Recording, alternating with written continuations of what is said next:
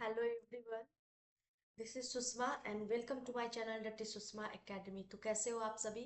देखो मैं आज फिर से आज the earth in a solar system का आज लास्ट क्लासेस है, ठीक है।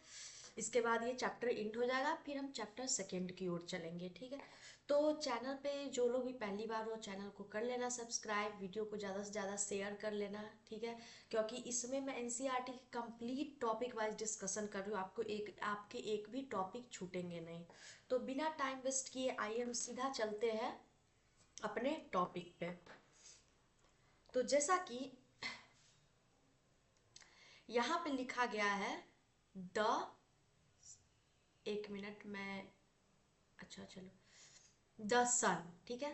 फर्स्ट एक मिनट मार्कर मैं हाइलाइटर ले लेती हूँ। यहाँ पे जैसा कि पहला लिखा गया है द सन, ठीक है।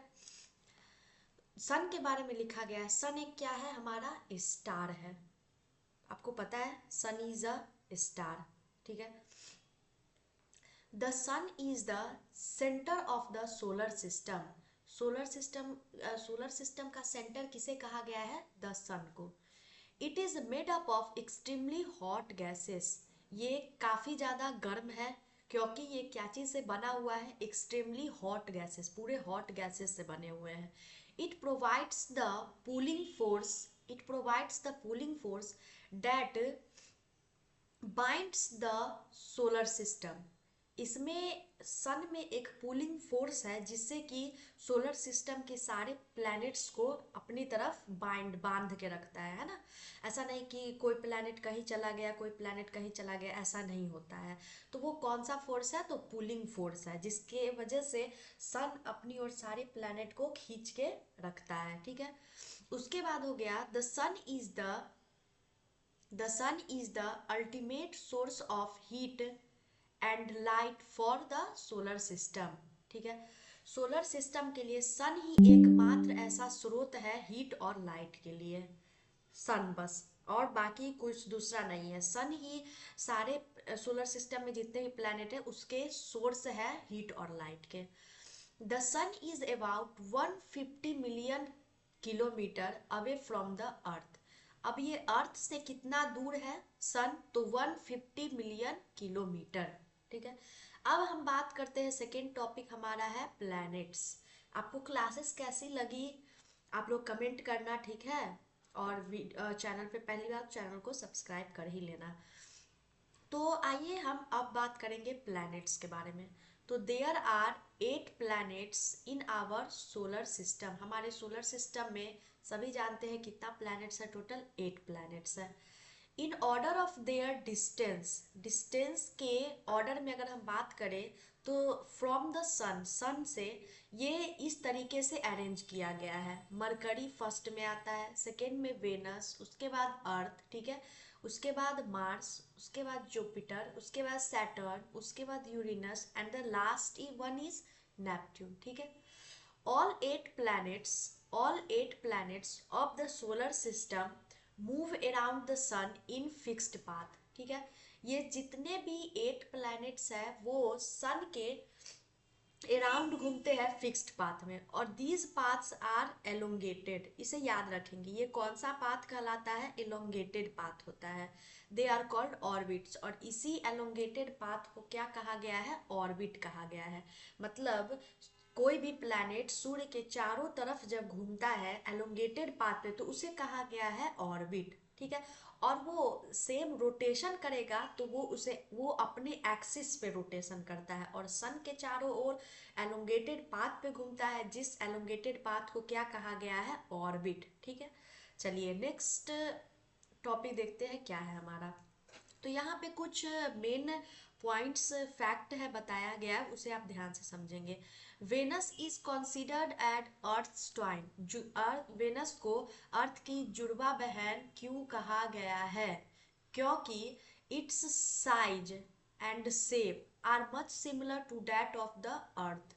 मतलब वेनस को अर्थ का जुड़वा इसलिए कहा गया है क्योंकि इसका साइज और शेप दो बिल्कुल सेम एज इट इज दिखता है, किसके तरह, अर्थ की तरह, इसलिए इसे अर्थ का जुड़वा कहा गया। तो आपको पूछा जा सकता है अर्थ ट्वाइन किस प्लैनेट को कहा गया है, तो वेनस को। मतलब वेनस दिखने में और अर्थ दिखने में, साइज और शेप में दोनों सेम है, ठीक है। दूसरा नेक्स्ट पॉइंट है हमारा, those who study the celestial bodies and their movement are called astronomers. Astronomers किसे बोलेंगे, वैसा इंसान जो कि सेलेस्टियल बॉडी के बारे में और उसके मूवमेंट के बारे में पढ़ता है, उसे हम एस्ट्रोनॉमर्स बोलेंगे, ठीक है। नेक्स्ट टॉपिक है हमारा, are light travels at a speed of about 3 lakh kilometre per second, ठीक है। लाइट इतने स्पीड से ट्रेवल करता है, लेकिन अर्थ लाइट मतलब इतने स्पीड से ट्रैवल करता है, फिर भी उस लाइट को, ठीक है, उस लाइट को sun, the light of the sun takes about 8 minutes to reach the earth. फिर भी उस सन के रोशनी को अर्थ पे आने के लिए कितना टाइम लगता है, 8 मिनट्स। मतलब लाइट इतना ज़्यादा स्पीड से ट्रैवल करता है, लेकिन फिर भी उसे सन का रोशनी अर्थ पे आने में उसको टोटल मिनट्स कितना लगते हैं, 8 मिनट्स। आप समझ सकते हो कि हमारे अर्थ से सन कितना दूर है, ठीक है। हमारे अर्थ से सन कितना दूर है ये आप पता लगा सकते हो। इतना ज़्यादा स्पीड में ट्रैवल करता है, उसके बावजूद भी सन के रोशनी को हमारे धरती पे आने में कितना समय लगता है, 8 मिनट्स। चलिए नेक्स्ट पॉइंट है हमारा, Neil Armstrong. Neil Armstrong was the first man to step on the surface of the moon. अब अर्थ जैसा कि हमारा अर्थ पे सरफेस है, तो मून पे भी तो सरफेस है। मून पे भी अच्छा खासा मतलब सरफेस है, ठीक है, लेकिन उस पर फेवरेबल कंडीशन नहीं है, डेट्स वाई उस पर कोई सरवाइव नहीं कर पाता है, ठीक है। The surface of the moon on 20 जुलाई 1969। मतलब नील आर्मस्ट्रॉन्ग पहला वो इंसान थे जो सरफेस ऑफ द मून पे अपना अपना कदम डाला। वो कब डाले थे, 20 जुलाई 1969 को। तो ये कुछ इंपॉर्टेंट पॉइंट्स है जिसे आप याद रखेंगे, ठीक है। नेक्स्ट टॉपिक हमारा देखते हैं क्या है। नेक्स्ट टॉपिक हमारा हो गया मून। अब हम मून की बात करेंगे। मून क्या है हमारा, सैटेलाइट है, किसका, अर्थ का, ठीक है। अर्थ का एकमात्र सैटेलाइट है जो है moon. Our earth has only one satellite that is the moon, ठीक है, अभी मैंने बताया। Its diameter is only 1/4 that of the earth, ठीक है। इसका अर्थ का 1/4 इसका डायमीटर है मून का। उसके बाद है, it appears so big because it is nearer to our planet than other celestial body. ये इसलिए बड़ा दिखता है क्योंकि अदर सेलेस्टियल बॉडी के कंपेरिजन में ये प्लैनेट हमारे प्लैनेट से काफ़ी ज़्यादा क्लोज है, पास में है, इसलिए। सर्दी बहुत हो रखा है।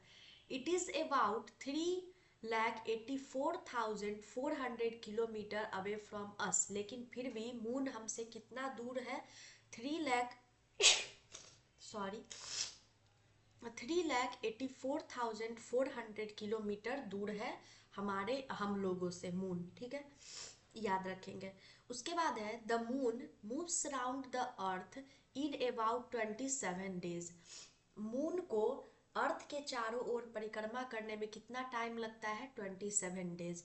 It takes exactly the same time to complete one spin. अब इसे अर्थ के चारों ओर घूमने में इसे 27 डेज लगते हैं, ठीक है।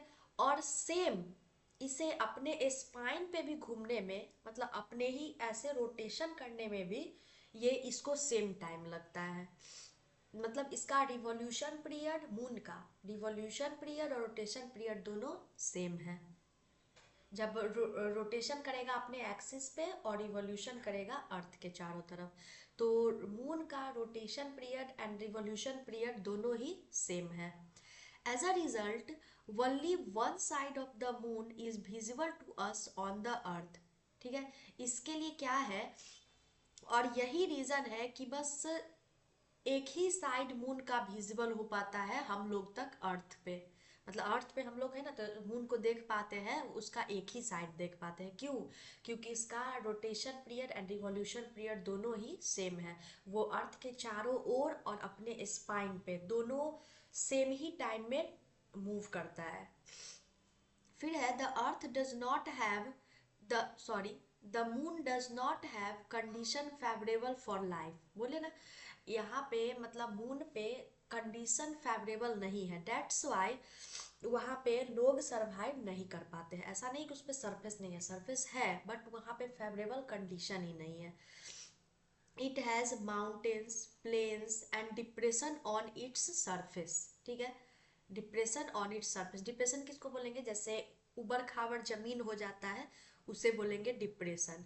तो इसीलिए उस पर लाइफ पॉसिबल नहीं है, फेवरेबल कंडीशन किसी भी टर्म में नहीं है। चलिए नेक्स्ट टॉपिक पे आते हैं हमारा। अब हम लास्ट टॉपिक चैप्टर का पढ़ेंगे, एस्ट्रॉइड्स एंड मेट्रॉइड्स। चलिए पहले जानेंगे एस्ट्रॉइड्स किसको बोलेंगे।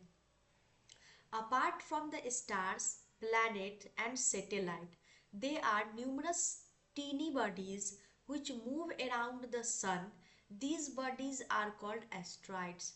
अगर हम स्टार्स, प्लैनेट और सैटेलाइट को छोड़ दें तो कितने सारे छोटे छोटे टीनी बॉडीज हैं जो कि सूर्य के चारों तरफ घूमते हैं, वे बॉडीज को हम क्या बोलेंगे? एस्ट्रॉइड्स बोलेंगे। They are found between the orbits of Mars and Jupiter. और ये किसके बीच इसको पाया गया है? एस्ट्रॉइड्स को किसके बीच पाया गया है? The orbits of Mars and Jupiter. Mars और जुपिटर के बीच में इस एस्ट्रॉइड्स को पाया गया है। चलिए नेक्स्ट टॉपिक हमारा meteoroids. The small pieces of rocks which move around the sun are called meteorites।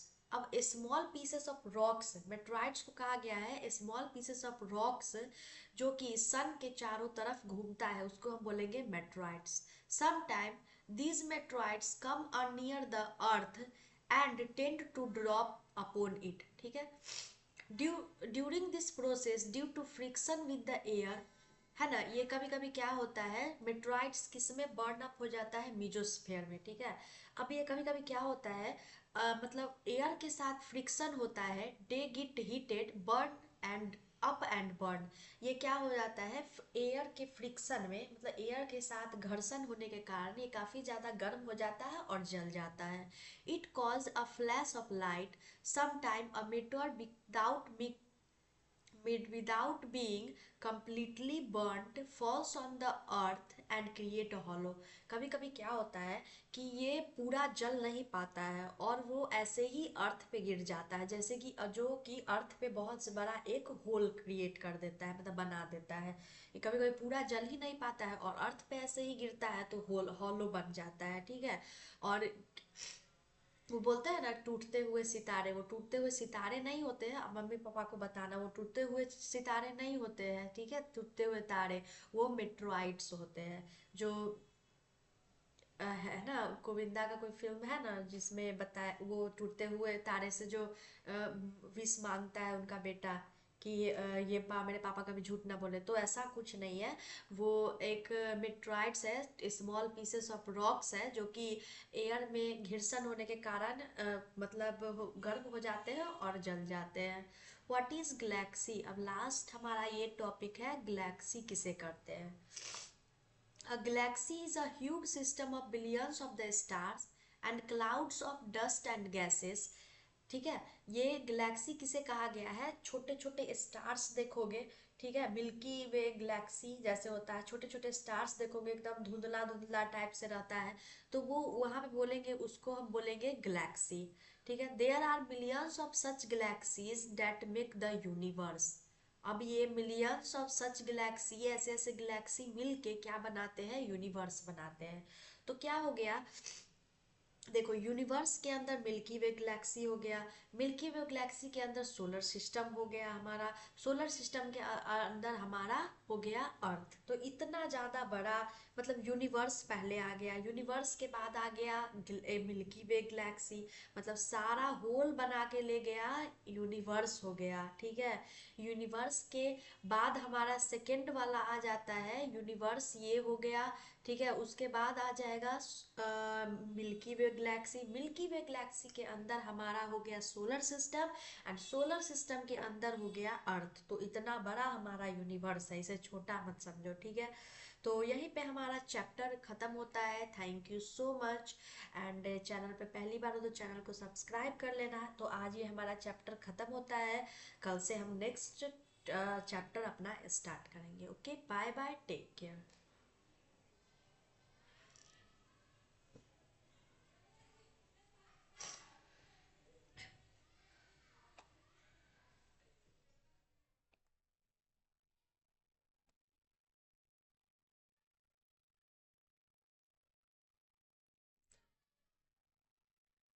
बंद क्यों नहीं हो रहा भाई?